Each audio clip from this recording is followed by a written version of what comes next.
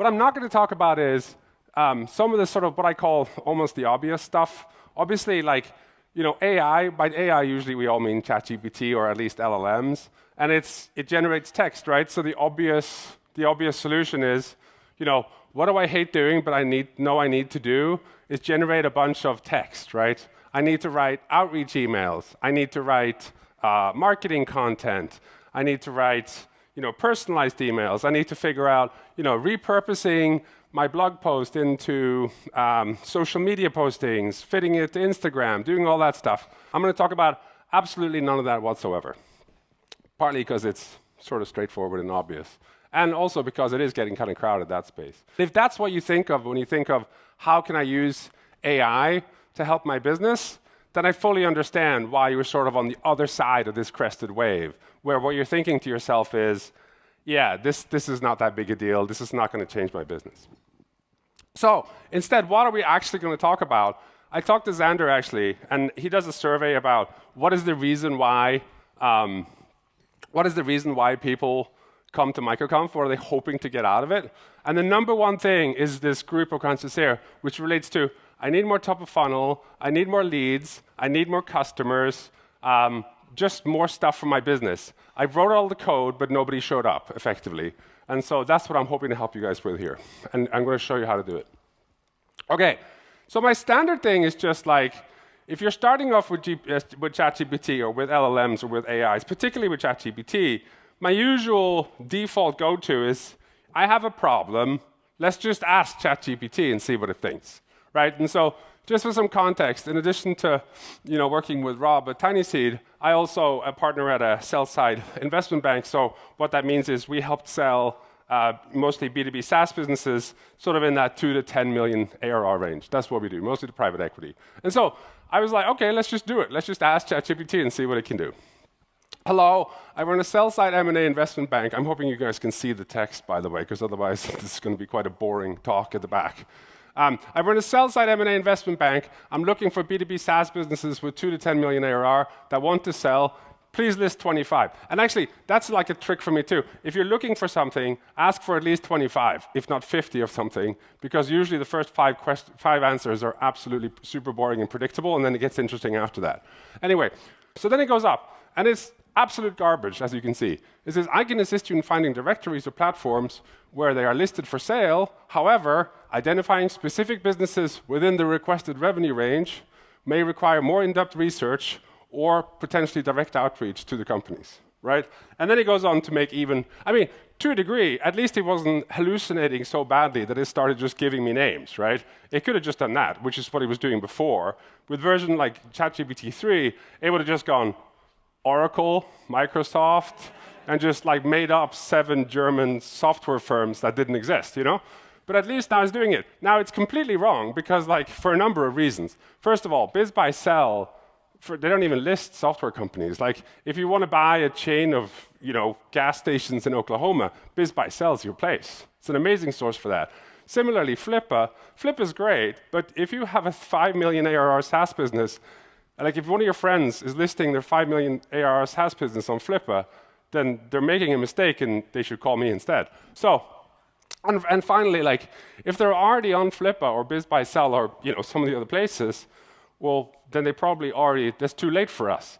You probably have a similar problem, right? You probably know when a big potential lead for you becomes a customer of someone else and sort of picks your competitor, but at that point it's too late, right? They've already made their choice. You wanted to know that they were in the mood to purchase before they actually made their purchase decision so that you could influence it in that way. All right, so why does this fail in general? This fails because LLMs are extremely, extremely bad at all the questions. If you ask it things like, give me all the, whatever it is, produce some sort of exhaustive list or a long list of things, is extremely bad at it. Because that's not the kind of system it's set up to create. It's set up to basically pleasingly provide the next token or text or word that humans like. That's what it's good for. It's really bad at things like all the questions. So don't ask questions like that. And then finally, even if it wasn't bad at this, the information simply isn't out there. What do we do now? Okay, so my first thought was, all right, so I have a list of SaaS companies. I can figure out if they're SaaS companies. That's reasonably straightforward, right? You guys can probably, if you look at a website, you can probably go like this and go, yeah, that looks like a SaaS company. Like it typically has a pricing page, it does all this stuff. So finding a list of SaaS companies is not all that hard, but the problem is, particularly with like design not necessarily correlating to revenue, how do you even know, that somebody's doing 20 million in revenue or $20 in revenue? It's very hard to do, right? You can't find out. Actually, some people spend way too much time on design and not enough time on marketing and sales, and so their website looks baller, but they have like 500 in revenue, versus some really ugly websites, I can tell you, are making millions of dollars. So that's not actually a good way to do it. However, my first thought was, okay, and actually, I'm not going to show this because the talk was going to get too long. I actually used ChatGPT to help me out with this too.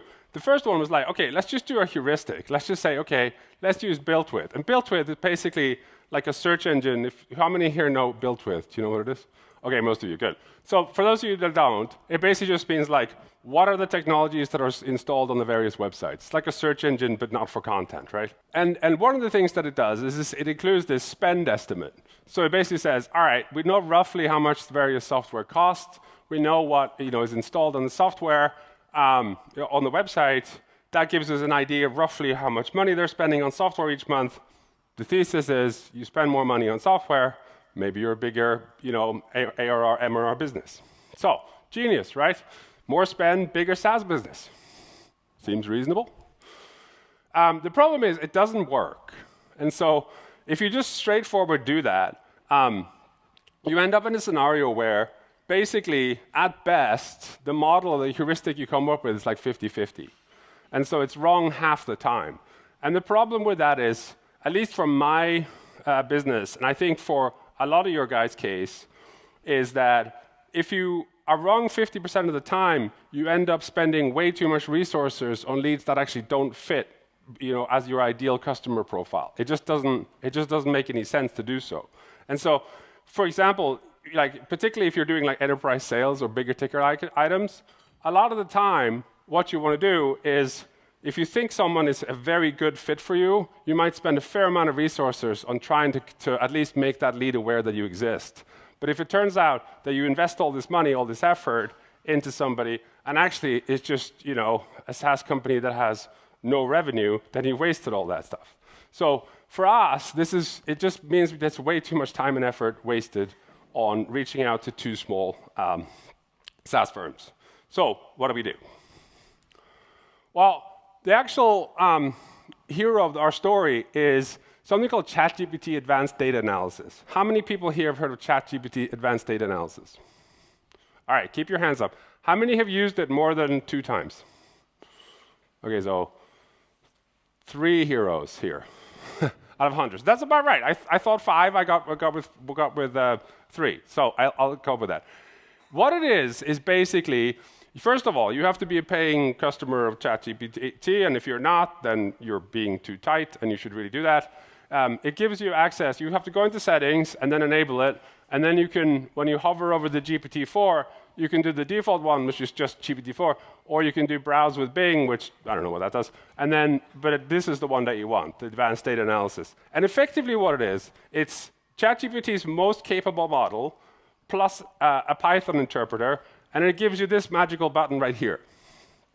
This magical button right here means that you could upload files to it up to like 100 megabytes, and it will do analysis on it. So now it has the ability to upload files, it has the ChatGPT, and it has a Python interpreter environment that it can write and run code in and evaluate it. And this thing, honestly, is extremely capable. And like, if your last interaction with ChatGPT was like ChatGPT 3 or 3.5, like 6 months ago, you owe it to yourself to go and play with this thing because it is mind-blowing.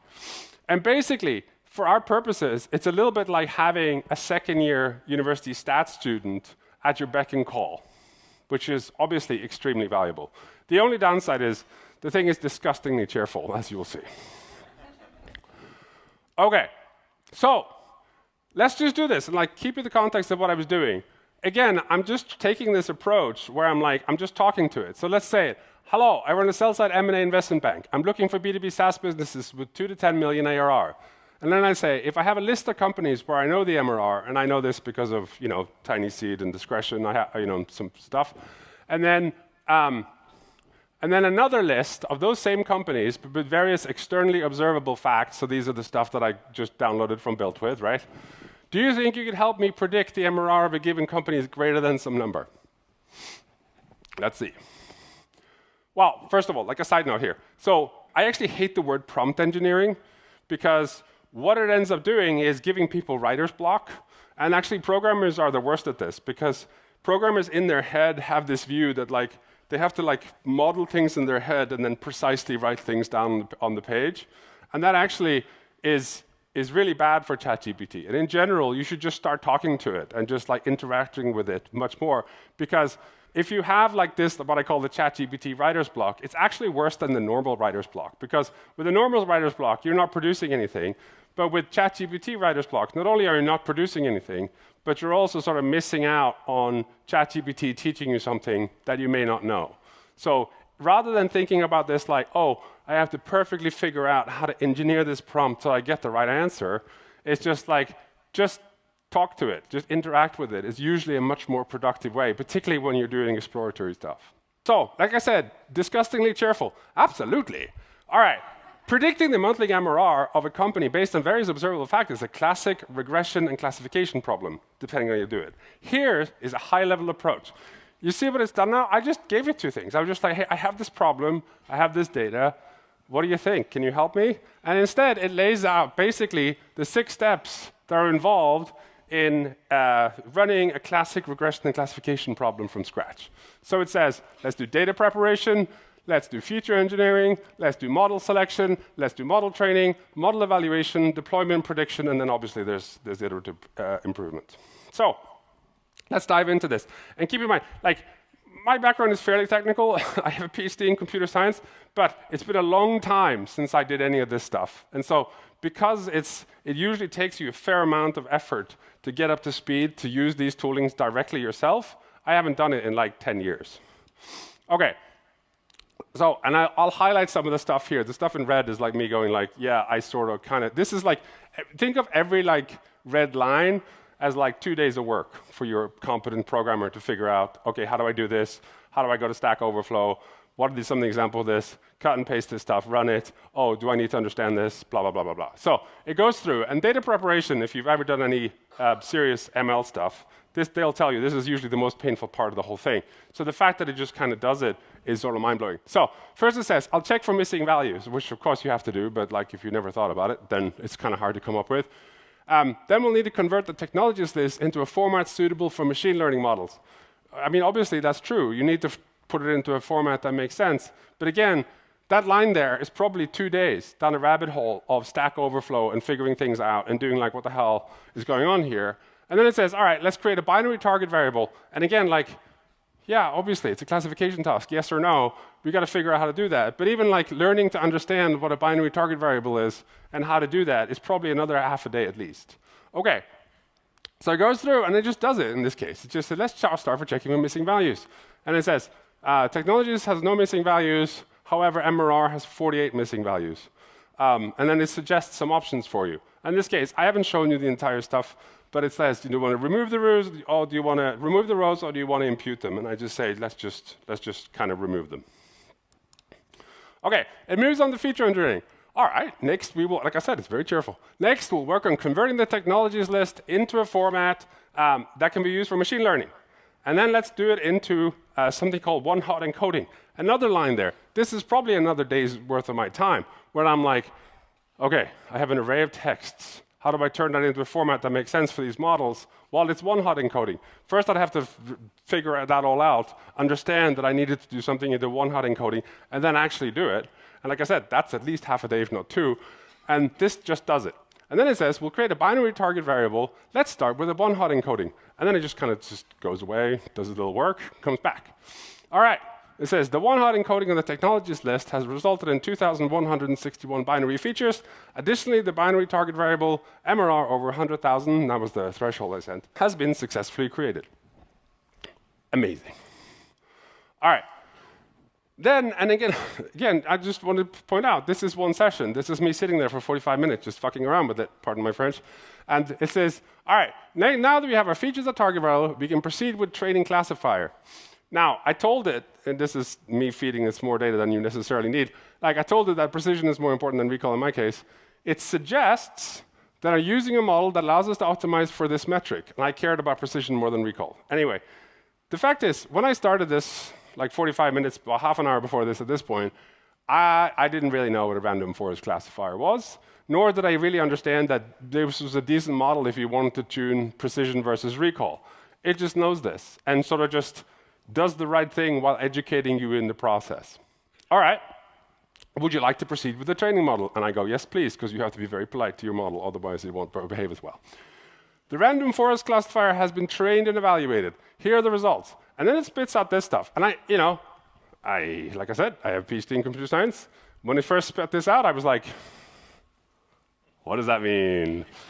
I don't remember. It looks good. There's precision. There's an F1, like racing. That's good. There's a confusion matrix. That's confusing.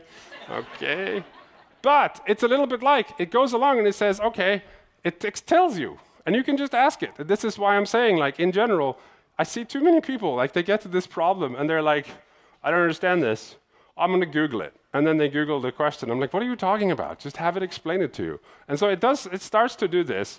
And it actually says the precision for the class is 100, which means when the model predicts that MRR is greater than 100 is always correct. However, the recall is quite low, indicating the model missing a significant number of instances, which is fine. And actually, like, the confusion matrix, I think, is something along the lines of, how does it go? I think it's like true positive, predicted positive, true negative, predicted negative, something like that. Anyway, but the point is, if you know as little or less than me about this stuff, you just, at this point, you would just spend 20 minutes saying like, okay, can you explain this, please? As if I'm, and then whatever level you want, 5, high school, college, whatever. And it'll walk you through the model and do it. And actually, this out of the gate's pretty good. It comes along and it says, fair, what this basically means is, okay, this is the ones I'm looking for, right? I want to look for MRR more than 100,000. And precision means, like, if it makes a call and says this company is more than 100,000, at least in the evaluation data set, it says it's right all the time, which is pretty good. The downside here is the recall is only 0.2, which means it misses 80% of the ones that actually are above 100,000. So I was like, this is sweet, let's keep going. Okay, so then it says, would you like to try to fine-tune the model, or is there anything else you would like to do? And again, I'm sort of cut for times there, and I say, can we try an SVM approach, which is another model? Like, in theory, what you'd probably do here, if you didn't have short time and wasn't giving a presentation, you'd be like, tell me about the trade-offs of the various models. And they would tell you about support vector machines and random forest classifiers and all the other different classification algorithms that are, and the various trade-offs and how they were tunable and all this stuff. And this is the interesting thing about this. It sort of goes between being like an extremely capable tool that just executes for you, and then at the same time, when you need it, at the level that you need it, it becomes an educator, which goes like, oh, you don't understand this piece, let me explain it to you in the detail that you want. And then you can obviously ask it, say, hey, I have a specific example, I have this, can you use that as the example or the explainer for me? So then it goes through, and it says, let's just do that. Let's just switch to an SVM model and train it, and it goes, okay, it's done. And again, it's been trained and evaluated. Again, like, this is me just saying yes, clicking a button, and it builds the SVM, does the classification, spits out the classification report, spits out the confusion matrix for a wholly different model. And if that doesn't impress you, then I guarantee you've not done a lot of machine learning or training or statistics really in real life. Okay, so what I show you could do from 0 to hero basically in under 45 minutes. So okay, so you think to yourself, all right, fine, like, this is great. Now I have a model, but like, how do I glue that? How do I get it close to something actual usable? And here's another thing with this too. Because you can download files, not only can you upload files to it, like whatever it produces, it can produce a download link for you. So what I said was, okay, let's proceed. Can you give me all the files I need in order to just run this? Like, okay, we did this thing, we modeled it out. I'm not going to call ChatGPT every time I need to do this classification. How do I just do this locally? And it says, absolutely, I was certainly in this case. To make it easy, I'll provide you with the following files. Model file, serialized version of the trained model, feature names, a way to basically one-hot encoding the new data, and a Python script to run it. And then it explains what the script will do, and then let's write it, and then it's been created. Here you are, and you can hardly see the download link. That's pretty cool. That's like, okay, so I was just futzing around. I gave it some data. We played around with it. It taught me some stuff that I didn't know. And then it gave me something that I could just run. So now I can come along and I can say, we have 40,000 SaaS companies in our database. I could pay BuiltWith to give me the list of technologies installed of all of those, and then just run this model on my local database. And now I have a pretty good idea of which SaaS businesses are over my threshold, in this case, 100,000 MRR. For me, that's obviously super important because of the kind of companies that I care about. And the key thing here is like, what actually just happened here? Like, it's worth stopping and pausing and thinking, what actually happened? And what actually happened was ChatGPT used Python and the files you uploaded to solve this problem, right? And like specifically how it did it, you can just look. Like you can just take a look and you can say, well, it imported the sklearn models, it imported the random forest classifiers, it got the classification port and the confusion metrics, and this is how it actually ran it. And this is important because a lot of people, the reason why they're dismissing ChatGPT at the moment or similar models is they're saying like, oh, but it just hallucinates things. I can't trust it. If you're an expert in the field and you ask it about the field, you'll know how stupid it is.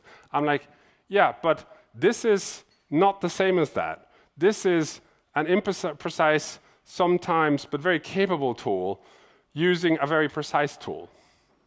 And so the stuff that comes out of it, the files that you download from this model we're not going to hallucinate. They're sort of deterministic, or at least more deterministic than ChatGPT is.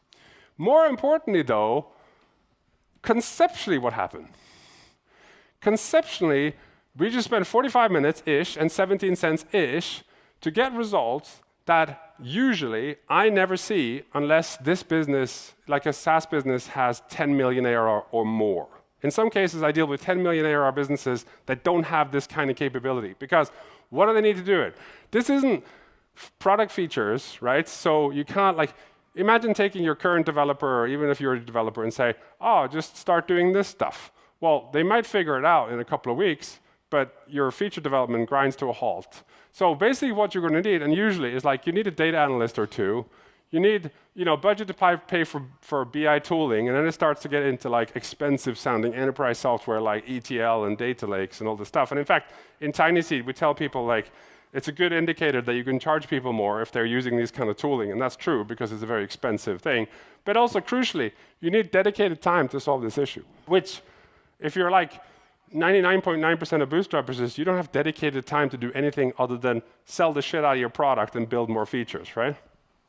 And the average bootstrapper has none of that, but you don't actually need that now. Like you can have the equivalent output of like a $500,000 a year budget data tooling for 45 minutes and 17 cents and a bit of knowledge, which I think is pretty cool. Okay, so you might tell yourself, well, I'm not an investment bank, and I don't need to predict SaaS MRR just because you're being obnoxious. And I can say, well, okay, but you already have, like basically what you're looking to, for this particular use case, what you're looking for, what is the hidden variables, what you're looking for. And a lot of the time, like, can you predict which of your leads look like your best, stickiest, or biggest customers, right? You already have customers. Like you definitely have some that you prefer over others. Maybe they pay you more, they stick around longer. Well, can you build a model that predicts which of your big group of leads look more like those and focus your efforts that way? Can you predict and prevent churn based on user action? Can you predict and improve, what is your free paid to conversion based on clickstream data? Can you predict what is the most likely upsell opportunities among your existing customers? There's a lot of stuff where basically what you're doing is there's some hidden information that if somebody would just tell you, your life would be much easier. Well, with ChatGPT and this advanced data model, you can basically build a model that predicts that hidden data. So in the tune of just being able to say what's wrong here, I don't know how much time we have for this, but like another example of this is pricing consultants, right? So pricing consultants are people that go in and they help you figure out how to make the most of your money, and they're really expensive. Like our mutual friend, what's his name, Profitwell guy, who sold his business for 200 million. Yeah, Patrick Campbell, that's pretty much what he did. Like that's why he sold for $200 million, because he was charging like $150,000 per pricing consultant engagement. But it's very variable, right? It's very valuable. Like if you nail the pricing, you know, that's the difference between potentially retiring as a multimillionaire or having to get a job with Google again, right? And it instantly made me wonder, I wonder if ChatGPT could do this. Now, the problem is I don't know anything at all about, you know, what a pricing consultant even really does. So then I just started talking to it. All right, so I was like, let's do this. You're a highly paid pricing consultant focused on SaaS. Educate me on the demand curve, and then I get some stuff that clearly, like I did this before. Okay, certainly, the demand graph is a graphical representation of the relationship between the price of a good or service and the quantity demanded. Blah, blah, blah. In the context of SaaS, the demand curve can help you understand how changes in price might impact the number of subscribers. When you plot the price, blah, blah, blah, it goes through, right? And then it says, here are some of the concepts that you may want to know. Luckily for you guys, you'll get these slides, so you don't have to read it all now. But it goes into concepts like elasticity of demand, which is like how sensitive is the customer to price, shifts in the demand curve due to various external factors, determinants of demand, prices of related goods, taste experience, expectations, number of potential consumers, all that stuff. For SaaS companies, understanding their demand curve is crucial. It helps pricing decisions, forecasting, strategizing. For example, if SaaS company knows demand is elastic, it might consider lowering prices to significantly increase prices. Would you like visual representation? And I was like, yes, I would like a visual representation. So I clicked the button, and it just tells you, here are the various, I'm going to skip across this guy. Here are the various kinds of demand curves along with corresponding revenue curves. Linear, exponential, parabolic, logarithmic. They basically look like this. Now, if Patrick, like this graph here was like the money shot in any report that came from Patrick's firm. Like you paid $100,000, you were getting this kind of thing. And it basically shows, here's the, let me make sure I get this right. The demand curve is the blue one, it goes down. And then the price goes up. And then the red one is the red one is the, where are you here? Revenue curve. So you end up in a scenario where like, where do you maximize revenue for this friend? Well, the right price is 50, right? It's pretty linear. The intersection here, the red curve is the highest. Okay, like I said, I didn't know very much about pricing consultant, but even I can figure that out. The best price for this kind, if this was exactly what your demand looked like, the correct price is 50 to maximize revenue.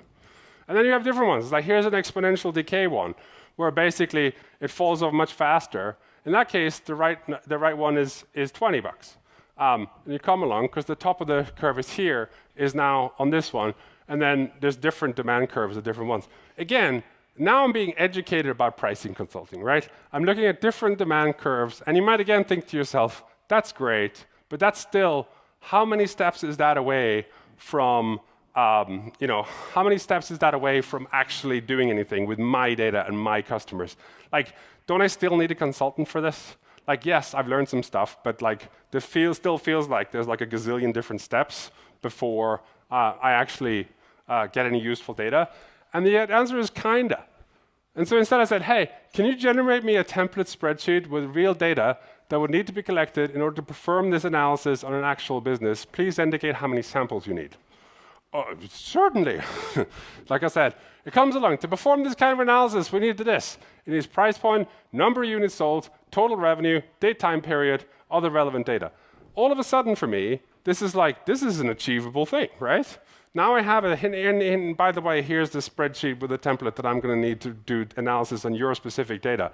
All of a sudden now, I've gone from, do I spend $125,000 to Patrick Campbell, or do I figure out how to fill out this spreadsheet and then feed it back to ChatGPT? You know, I think at least initially, I'm going to save Porsche's worth of money and just fill in this spreadsheet. That's going to be my goal.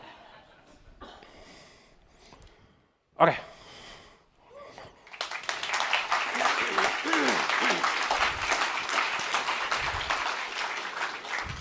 I wonder if there are any questions.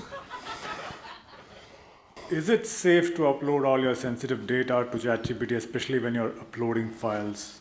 So that's a good question. It's quite a common question. The way that I think about it is as follows. you're doing this all day, any day anyway. Like you're taking sensitive data and giving it to third parties which have computers on the internet all the time. It may feel different because you sort of feel like there's some sort of intelligence that understands your data and like feels like it's more like giving it to this other person. But conceptually, it's no different giving data to ChatGPT than it is to giving it to S3 or Amazon S3. And, you know, you can, even just straight with the API and stuff, you can say, okay, opt out of training data, which is, you know, using your data for training, which is probably the only way I think that data can leak out. But equally, like you can go, instead of going on just ChatGPT, if you go on Azure, you can have like the enterprise version of ChatGPT, which can be like HIPAA compliant, SOC compliant, whatever ISO number makes you, you know, happy. So actually, no, I don't think, I understand the question, and like I get it often, but realistically, you're giving data to a third party with computers on the internet. That's been going on for at least 25 years. So no, I wouldn't be too worried. Hi, thank you very much for that talk. It was really awesome. Thank you. I want to know, with this model that you created, did you actually use it, and has it been successful? So yes, I am using it at the moment. And basically it allows me to prioritize. Like I said, we have these 40,000 models, and right now I haven't bought enough credits on Built With yet to fill out more, so we ran it on about 5,000 of them, but yeah, I'm using it. And actually one of the things that, the key thing really for this kind of problem is you got to figure out where examples are, sort of. And so like I, for example, had like 200 companies where I happen to know the MRR. You guys probably have like customers where you know how much they're spending, and so you can use that kind of data. Another data point that someone pointed out was in the US, there was the PPP loans during COVID, which actually tells you how much, like what the company was and how much money they got, which basically correlates to 2.5 months worth of salary. So then you can estimate how big they are, right? So that's training data that you happen to know this. Now you can build a predictor that predicts, okay, how many employees does this company have, basically. I have a question for you. Uh-oh. All right. So, well, let's say that I'm running a SaaS company and I have 500 customers and I want to find more like them. Yeah. Do you feel like the same model, like I would go, because it's most of the audience here is in that space, right? That going to Built With and trying to match up, maybe not all 500 of my customers, but my 200 best customers or something like that, right? And trying to feed it into ChatGPT and saying what technologies are they using? Is that how you would think about it in terms of prospecting? I would just start talking to ChatGPT about it. I would just be like, hey, and specifically the advanced data analysis, I'd be like, hey, this is the data that I have. Hey, this is the problem that I'm looking for. Like in that particular case, you sort of need the positive and the negative. You know, like you need, here are like 200 good customers, here are 200 bad customers. And then it doesn't have to be Built With. It could really be anything. Like as long as it's publicly available data that you think in the larger scheme of things you'll be able to find for other prospects. But Built With is a good example. You would just basically tell it that, like, yeah, this is the class that I'm looking for. This is the class that I want to avoid. Here's the data I have across the two.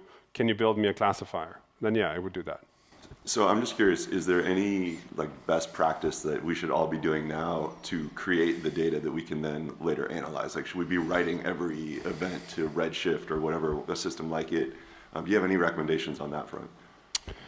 It's a good question. I mean, the answer is, if you really optimize for this, is yes. I mean, there's a reason why, like, you know, the BI tools and the big companies that have, you know, teams of 20 doing this stuff full time, why they use like data lakes and Redshift and all this stuff, and that's effectively the approach. Like they just sort of record everything, and because later maybe, you know, that'll be useful.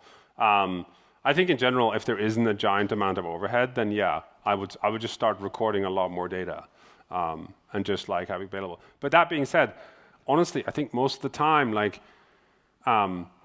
Most of the time, particularly like in terms of finding leads, like what you want to build a model on is not necessarily the stuff that's just internal to you. You want to build a model on stuff that you can use on people that aren't customers yet. So there are things that are public data that you can find, right? Because you want to build, the reason why like you use an internal data set first is because you know the answer, right? It's like a cheat sheet. Like, oh, this is a bad customer, this is a good customer.